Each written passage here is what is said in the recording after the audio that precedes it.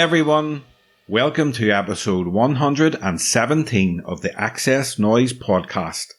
I'm Mark Millar, thanks for listening.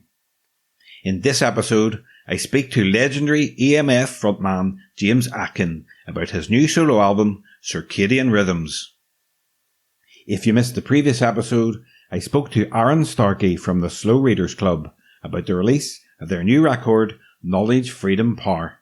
As I went to college and university and stuff like that, I was exposed to more people from different backgrounds and with different financial options available to them, let's say. You know what I mean? Like they go on skiing holidays or all that kind of stuff that you just, we my brother and I, Kurt, who both are in the band and from Woodshaw, didn't have. And it's sort of, you can feel like the world can view you a certain way coming from places like that. And you just, your network and everything else of opportunity, getting into the music industry or whatever industry it might be, as much as you can have as a decent standard of education, hopefully, that whole network isn't necessarily there. So you sort of, by growing up in a certain area and you have more opportunity, basically. But I think I was attracted to the idea that you can educate your way out of that and be equal or better than people from further up the food chain, if you like, if you apply yourself and that kind of thing. That's kind of where Knowledge, Freedom, Power came from. But there was also a desire with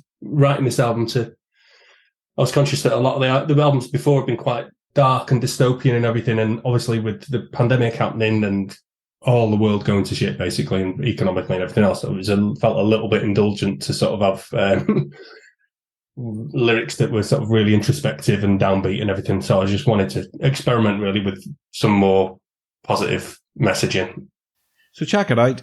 And if you like the podcast, please subscribe on your favourite listening platform, give us a rating and leave a comment. It helps us more than you know. If you want up-to-date music news, album reviews and interviews, then check out our main website at xsnoize.com. You can also follow us on Twitter, Facebook and Instagram. Search for the tag at XS Noize Music. Here's XS Noize writer Daniel Lynch with a taste of what's been on the website this week. In the reviews section, Alex Hoggard has been listening to One Day, the latest release from Fucked Up.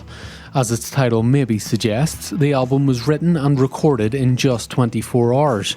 Despite the time constraints, Alex says One Day is an amazing success, 4 out of 5. Alex has also been listening to the self-titled album from The Weave, comprising Graham Coxon of Blur and Rose Eleanor Dougal of The Pipettes.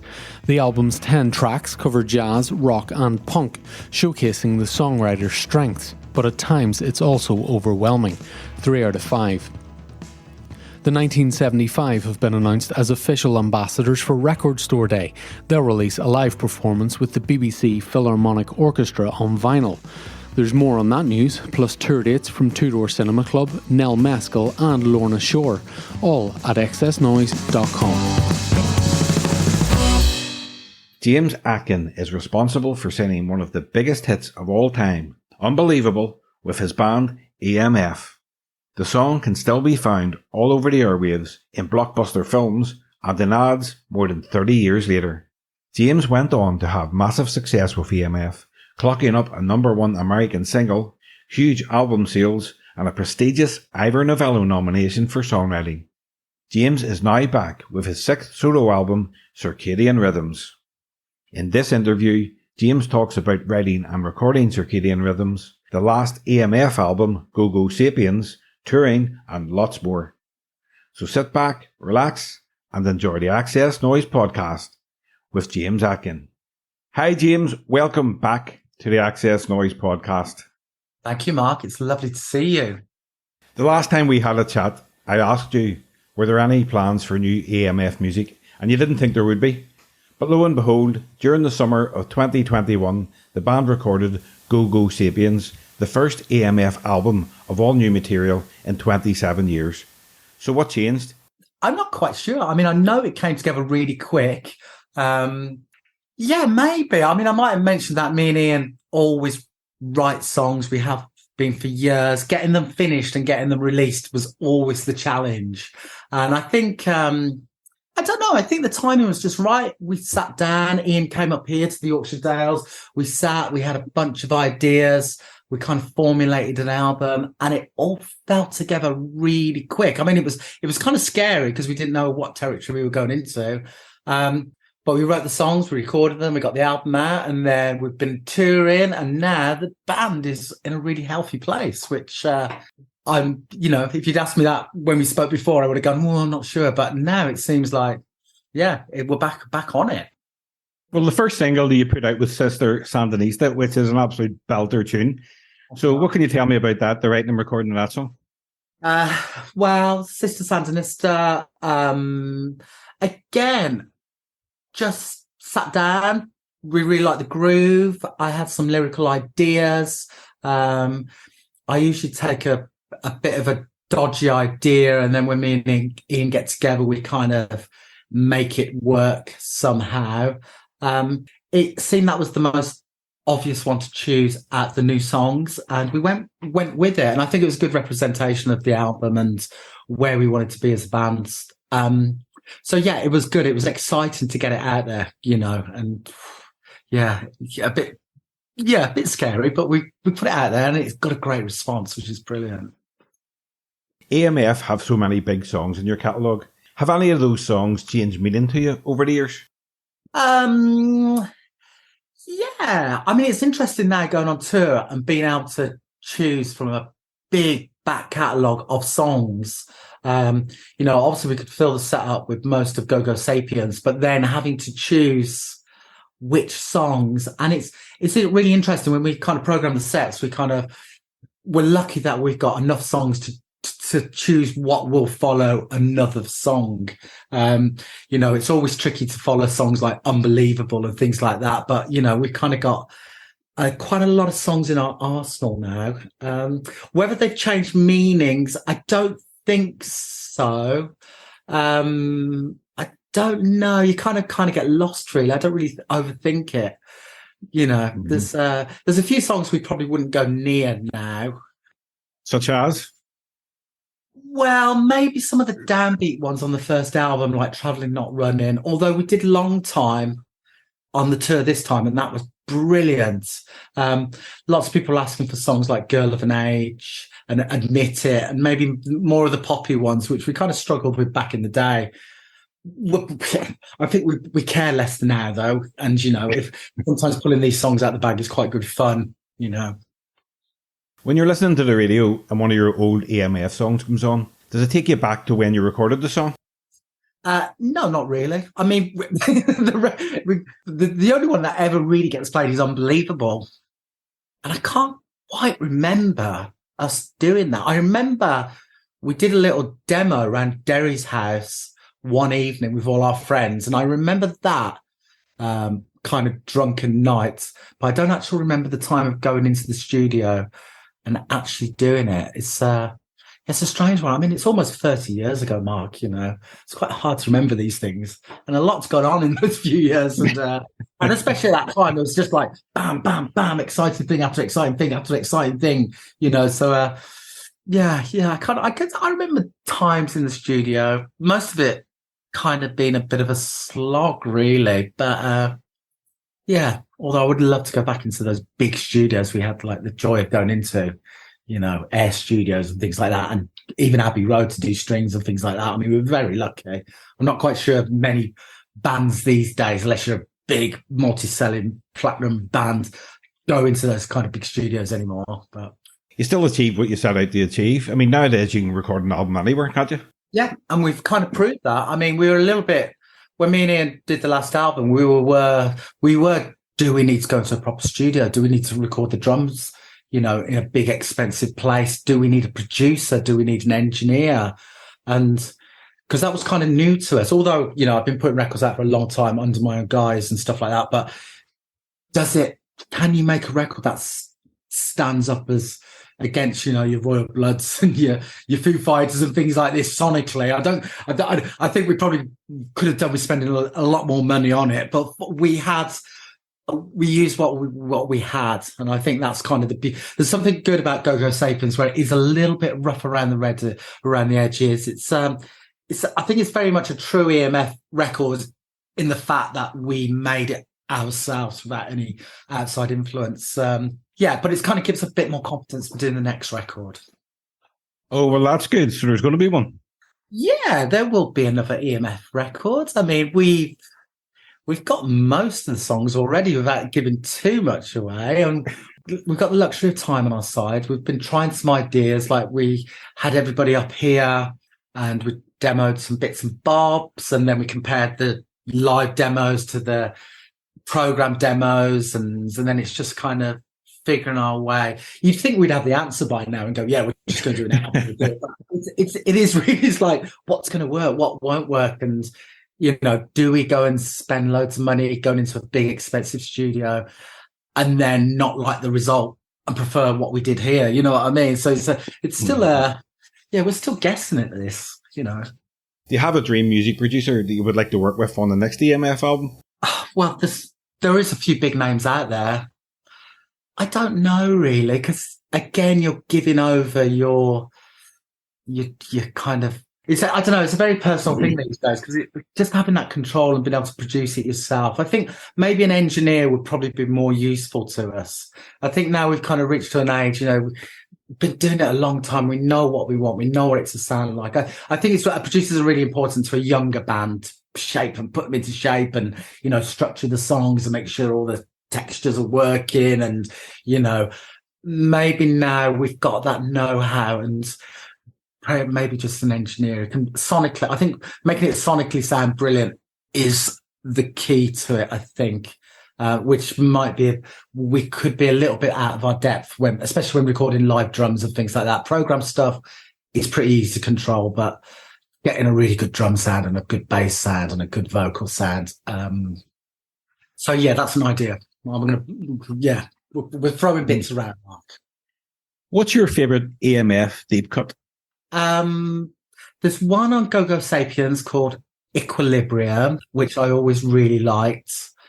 That was kind of us harking back to our rave, standing in a field. It's got like a skippy break beat, which kind of really works for me. And also now we've taken some of those songs and done them live. It's kind of made them sound even better.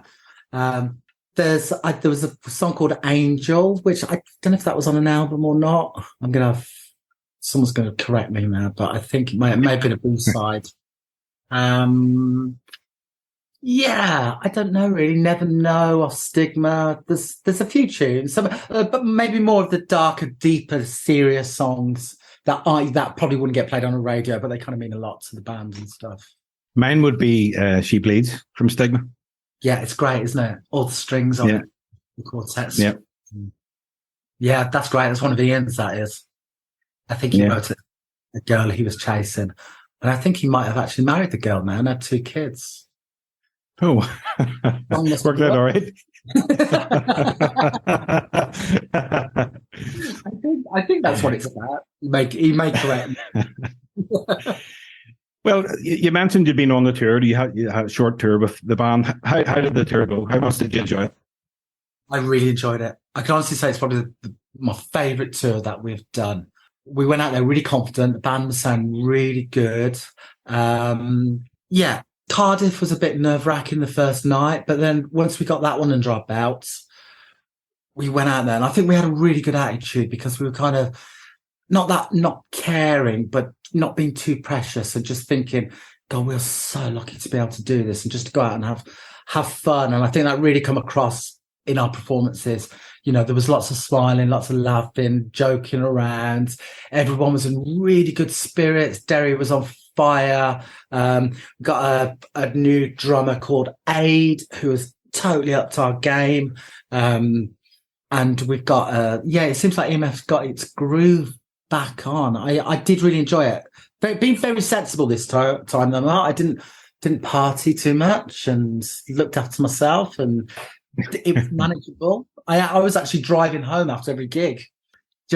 Not just to get home to the family, but to just stay out of trouble and just pace it until I got to London. Then I didn't get home for 48 hours later than what I should have.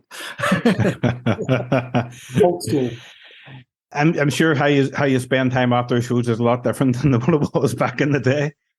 It takes such a long time to wind down. You come off stage and you're so wired. I mean, even when I was driving home, I was getting home in the early hours, I'd lie down and I could still just hear noise in my head, just being in an environment with like hundreds of people and loud sound systems and flashing lights. It's like, you know, overload your stimuli. Yeah. It was all too much, but I did, but you know, maybe in the early days there would have been other stuff involved, and but yeah, I still can't get to sleep. Whatever. I was going to ask you, whatever happened to DJ Milf? I'm not quite sure. I think he still lives in the Forest of Dean. We don't really have much contact with him, really. He's sort of, I don't really know. Yeah, there's a name from a blast from the past, that was. Yeah, this time we took a young DJ with us, this guy called Daniel Fulham. And I found it, well, I didn't discover him, but I got friendly with him at this festival, Shine Festival. And he was just like this young kid in his early 20s. And he was just totally into 90s dance music. And it was just like, you know, this is bizarre. So I kind of got talking to him, and he came out and toured with us, and he's playing all these old records, well, records from our day, which weren't made when he was born, before he was, you know, but he was great. So he's like our new DJ coming around with us. It's nice to have someone young around us as well, and he was like really up for it. He definitely brought a good energy to the tour. Last night, I stumbled across you performing a version of Unbelievable acoustically. Have you ever thought of recording the odd acoustic song, you know, for the next album? Yeah, I don't know. I mean, we did toy around with that, and occasionally me and Ian will sit there and do a little acoustic live stream or something. But yeah, we like loud guitars and drums, and you're a bit overexposed. There's something quite nice about just on the microphone and shouting into it rather than exposed there like that. I think, you know, maybe if we were a bit more like Simon Garfunkel or Stills and Nash, and I think we could pull it off. I'm not quite sure we're pulling it off at the moment. Give me another 10 minutes. Well, that's a great version. I really enjoyed it. Yeah, I just stumbled across it. Yeah. Well, you must be one of the busiest men in music. I mean, you've just finished a tour with EMF after recording a new album. You're a full-time teacher, and you're about to release your 6th solo album. Now, I can see why you called it Circadian Rhythms. Yours must be all over the place. Where do you get the time and energy? I don't know. I mean, I'm very lucky that I've got a studio in the house, and I absolutely love making music, and that's the passion that drives me. I kind of, you know, there was a bit of time after we released Go Go Sapiens, and I was getting some ideas together. Some of the ideas, when I say I'm getting some ideas, I'll just come in the studio and I'll just every other night or every night. My wife goes mental at me, but I would easily just lose myself just making music non-stop. I put a few tracks together, and I didn't think they were suitable for EMF just because they didn't have that live EMF feel. And I just thought, well, I love electronic music. So what I usually do is get a couple of songs together and then go, right, there might be a body of work here. So I kind of build an album around a few tracks and just make sure it's consistent and it's coherent. It's all got the same sort of vibe. So it does come together very quick. I'm lucky, you know, I've been doing it for years. And before we chatted, I said I work a lot with students in a school, and I have to work very quick and capture students' ideas. So my programming skills have got really fast now. So it's not like a case of sitting around, what snare drum, what kick drum shall I use for 20 minutes? It's kind of, you know, I kind of can get stuff together quite instant, sounding quite good. And luckily I can just... Probably the hardest bit is the vocals and writing lyrics and singing it. It's a shame I have to do that, really. Maybe one day I'll do an instrumental record. I'd probably much more enjoy it. Was anybody else involved in making the album? No, it's completely myself. So, actually, I lie, because Rachel, my wife, wrote one of the songs. So she's got a credit on the album, which she's really happy about. No, it's very just me in this room, computer. I got no one reads about ideas off apart from Rachel when she comes in. But it's nice. It means I don't have to compromise. It means I can kind of follow my vision. And it does mean you have to be quite confident putting it out there because, some people might turn around and go, oh, that's shit. But hey, I'll have to take that if that's how it goes, Well, it's definitely not shit. No,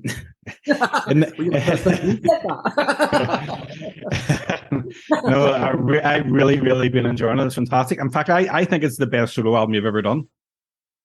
Thank you, Mark. That means so much. It's been a journey. Obviously, every time I make an album, I'm learning all the time. Maybe I've got there. In the press release, you said, I feel I've finally made the record I've always wanted to make. Yeah, I do. I mean, it's very electronic. I love electronic music. It's unashamedly pop, which I think is quite nice. I love making pop records. It's got a flow all the way through it where I was very conscious about making everything the same tempo and not having tracks jump out. So I wanted to do, maybe going back to my old school roots a little bit, like New Order's Technique album, where it's kind of just flows it's like a journey from one end to the other without anything really jumping out.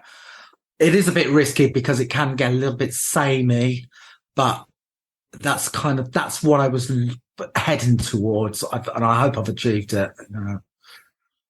Yeah, absolutely. And I was really pleased that you gave XS Noize the exclusive to share the news about the album and the first track, Loved Up Lovers. It's fantastic. It's a great way to start the album. Yeah, thank you, man. That was that came very instant.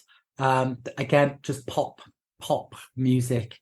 Sometimes it's quite joyful just to write some pop music without, it hasn't really got a deep message. It's just about going out on the weekend, having a good time, and positivity, which I guess is always a good thing at the moment, isn't it?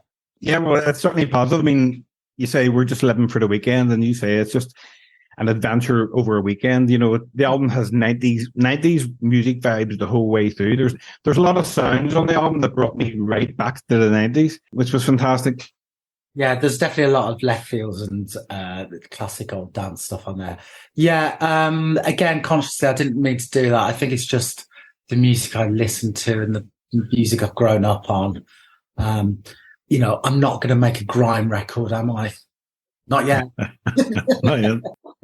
Yeah. My favourite song on the album is Friends Like These. I love the lyrics, I just love the whole mood of the track. What can you tell me about that song? That's so weird. That's really cool that you like that. Because obviously this is the first time I've spoken about the album. I wrote that one. Originally, I wrote it as an EMF tune. That was one of the ones. And then I really liked the sort of the electronic vibe I had on it. So I thought, right, I'm going to just keep that for myself. I say that because I remember I put loads of tunes together. What I usually do is put loads of tunes together, present them to Ian, and then Ian usually picks up on a few of them and goes, oh, that's good. Oh, we could do that. He never picked up on that one. And in my mind, I was thinking, but this is really good. There's something really good here. And I remember when I put it all together, because like I say, I haven't got anyone to bounce off. So I spoke to Rachel, and Rachel says, oh, that one's a bit, she didn't use the word odd, but different. And I says, you wait, that'll become someone's favourite song on the album. And I was right, Mark. There you go. That's strange, isn't it? Yeah. So man. I mean, it's really hard to be subjective about these things, isn't it? You kind of just put it out there. But yeah, thanks. I'm glad you like that one.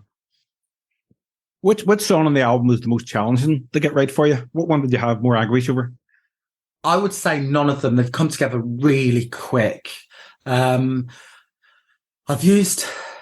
Usually you struggle sonically to make them sound really good, but because I've used the same kick and snare and bass sound all the way through, everything else that just fits on top really easily.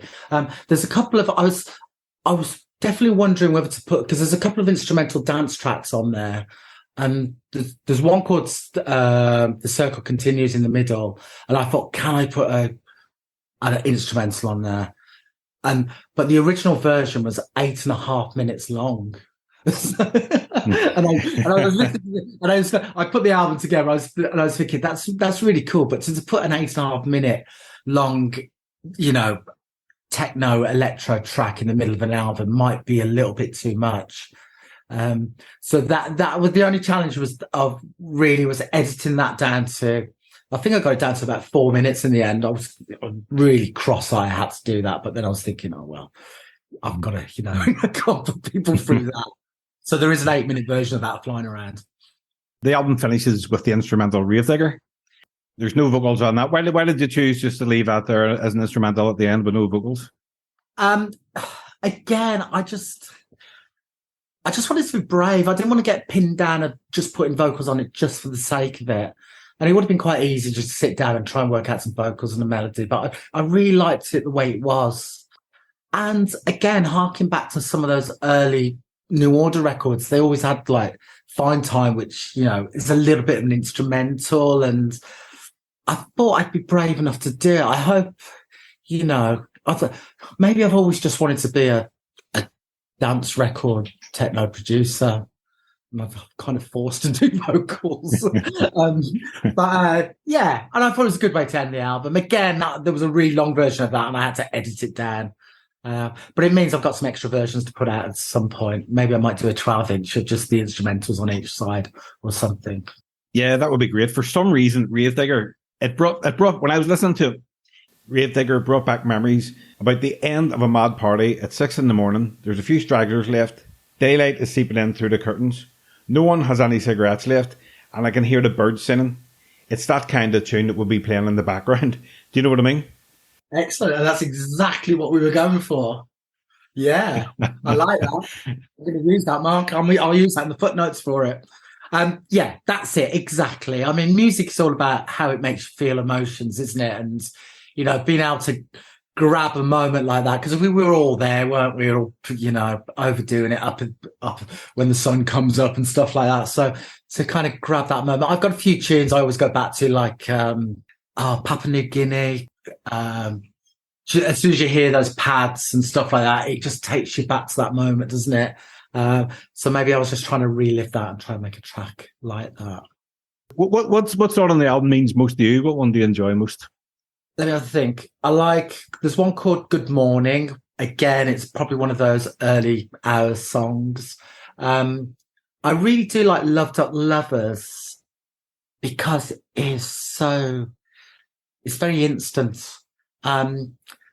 It's a tricky one because it is really pop. And I've already had a few encounters where press people are a bit unsure where to place it and what to say about it. I mean, it's almost like I kind of thought pop was okay again now. And do you know Confidence Man? Have you yes. heard of?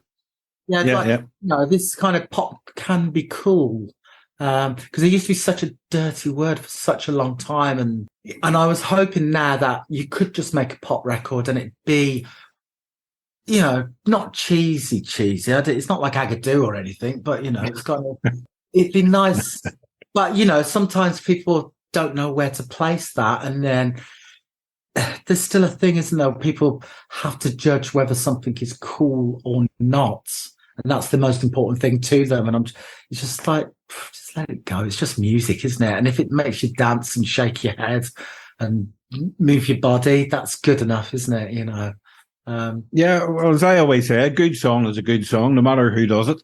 Yeah, exactly. Yeah.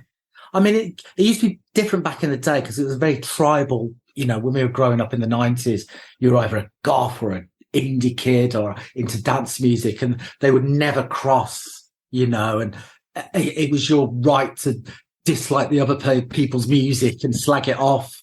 I'm hoping that that's all broke down a little bit now, and people just, like you say, people into music, a song's a song, isn't it? Whatever genre, I guess.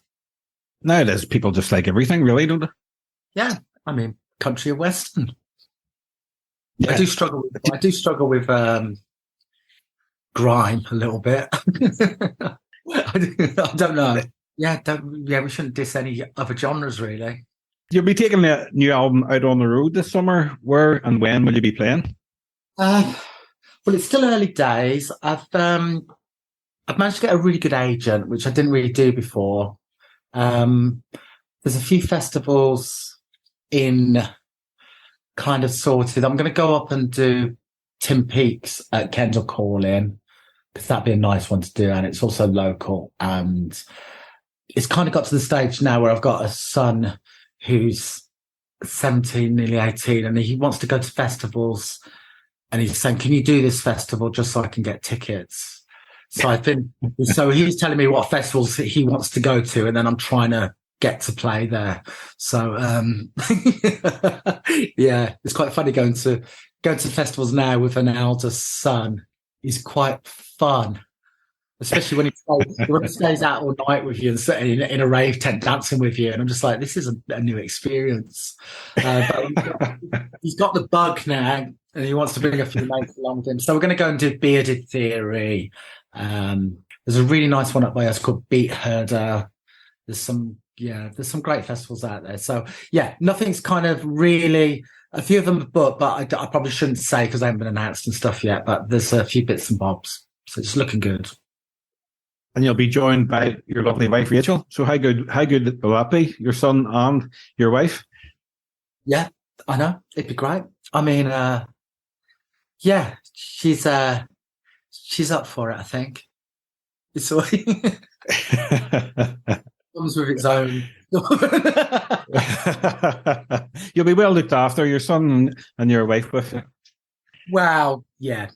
I've got two sons, and the youngest is actually really into music as well. So, yeah, we'll go out, do some gigs as a family unit. And yeah, me and Rach, she just kind of supports me. And I'm really lucky, because otherwise I'd just be standing here on my own, and she does actually sit there with all the keyboards over here and do all the stuff I can't do whilst I'm trying to pretend to be a singer. So yeah, it does work out. But what is confirmed, you're going on the road in May with Bentley Rhythms supporting Ned's Atomic Dustbin. So how much are you looking forward to that? Yeah, I mean, I adore Bentley Rhythms. It's like my favourite band to play in of all time. I just we're really good friends, Richard and Fuzz. We get on really well, and we just have an absolute ball. It was kind of, after I finished EMF, I was kind of had a couple of years not really knowing what I wanted to do, but then I kind of went out with Bentley Rhythms. I don't know about how, but I just ended up doing that for a few years, and it was such a light relief not to be a singer in a band and just, sit here with some keyboards making noises and really enjoying myself. So yeah, I always love going out with Bentley Rhythms. They're so much fun. And what about the teaching? How's it going? Have you inspired any of your pupils to start a band yet? Yeah, there's been a few. I've had a few success stories. I've just finished an A-level student who's going off to the BIM in Manchester. A few have gone off to Leeds School of Music. Some are singers, some have gone into music journalism. Yeah, I mean, there's not lots of success stories. I think it's because it's the kind of school, it's a very poor school in West Yorkshire. The opportunities for some of the kids is really tough. And unfortunately, their aspirations seem to be kind of quite low at the moment. Lots of kids don't know what they want to do. I'm lucky if I get kids who are really into music and want to go down that path. But it is getting less and less. Well, what I'm seeing anyway. It may be different parts of the country or where you are in Ireland or whatever. Mm-hmm. But it's tough out there for kids. There's lots of other challenges going on. I'm seeing it every day. It feels like I'm on the front line a little bit. It's so much harder to get jobs, and the music business is tougher nowadays as well. Totally. I mean, I wouldn't know how a young artist would survive. I just thought, we just went on tour. And we've come back off tour, and there's been no, this time we didn't go in the red, but only just. And that's scary, isn't it? And we're filling out places like Garage and stuff like that. So for a young artist getting out there, first of all, you're not going to sell any music because it's all streamed and live and just live streams and digital downloads. Gigging's really tough. Venues got it really hard. Fees are down. Merchandise keeps you going. We're very lucky that EMF sells a bit of merchandise, and it's the merchandise that's kind of paid for us to go on tour. which is so we're kind of lucky. But it's tough out there, man. It's really tough. I wasn't aware of this, but recently Tim Burgess brought it to my attention about the fact that venues take a percentage of merchandise from bands. I didn't know that. Yeah, that's right. That's scandalous. Yeah, it's scandalous. I mean, some of the festivals, they take like 15, 20%, and you just think that's your markup. And you have to make the decision whether you're going to put your T-shirt prices up. But then ultimately, it just looks really bad on you then, because fans turn around and go, you were selling your T-shirts for, 30 quid where I could have bought them on your website for 20, you know what I mean? And so, yeah, I mean, a few festivals, we haven't bothered doing merchandise just because of that. It just hasn't been worth it, which is a shame because that's kind of, a really good revenue for us. But yeah, scandalous. I think Tim's done a really good job of bringing that to light, actually. Yeah, I think it's kind of always gone on, but yeah, I think probably now because the merchandise is so important to supporting a band, maybe, it's been picked up on a little bit. Just a few more questions, James. For us music fans, music is the soundtrack to your memories. What song or album, when you listen to it, brings back the best memories for you? I always like the KLF album. Is it the White Room, the album? I can't remember what it's called now. When we first went on tour with EMF, and the first money I ever had, I bought myself a big ghetto blaster, big sound system thing, and I had that album. And I remember we used to go to the dressing room all the time, places like the Pink Toothbrush in Riley and all these smaller venues. And I always used to just be playing that through this brand new ghetto blaster I got. So every time I hear that, it kind of takes me back to those first ever gigs when we were in a transit van in little dressing rooms and stuff like that. Obviously, there's the memories of, the records my parents used to play. I used to have Fairport Convention and Simon & Garfunkel wafting up the stairs and Rubber Soul by the Beatles. So all those albums take me back to a time. It's funny. Music's really emotive, isn't it? It's quite powerful, isn't it? I had the Beatles and Simon and Garfunkel playing, from my parents, so yeah, that's what made me grow to love them. I mean, the one thing I think about music being emotive is like when my parents, I reckon they only must have had about 4 albums because you knew those albums inside out. Where I'm just thinking, do my kids have this same experience where they probably don't because we play so much music and different genres, and there's not like one album that we play from start to finish. You know what I mean? Yeah, they get stuck in your head, those songs. If you could go back and relive one musical moment from your career, what would it be? I really enjoyed Reading '92. I think it was. That was a buzz. Only because we used to go there when we were kids. We used to hitchhike down there and stuff like that. So to get there on a Saturday night and be third on the bill on the Saturday night, that was pretty special. I seem to remember I was in a good mood that night. Yeah. And I'll tell you what, one of the moments I really enjoyed was when Bentley Rhythm House played the dance tent at Glastonbury, and it would have been about like 95. And I remember it was when Fatboy Slim was like massive. And I think we went on, he was DJing after us in the dance tent at Glastonbury. And I think that was a pretty special moment, but there's a few. Nice one.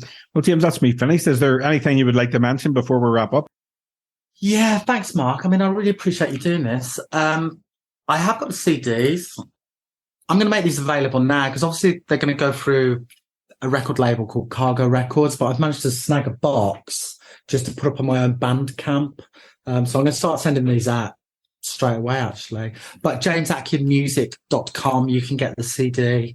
There's some digital downloads there as well. I'm just starting to get some really good remixes in as well. So over the next few weeks, I'm going to be doing some live streams, put some remixes up there, and hopefully some interesting content. So let's see how it goes. It might build nicely or not.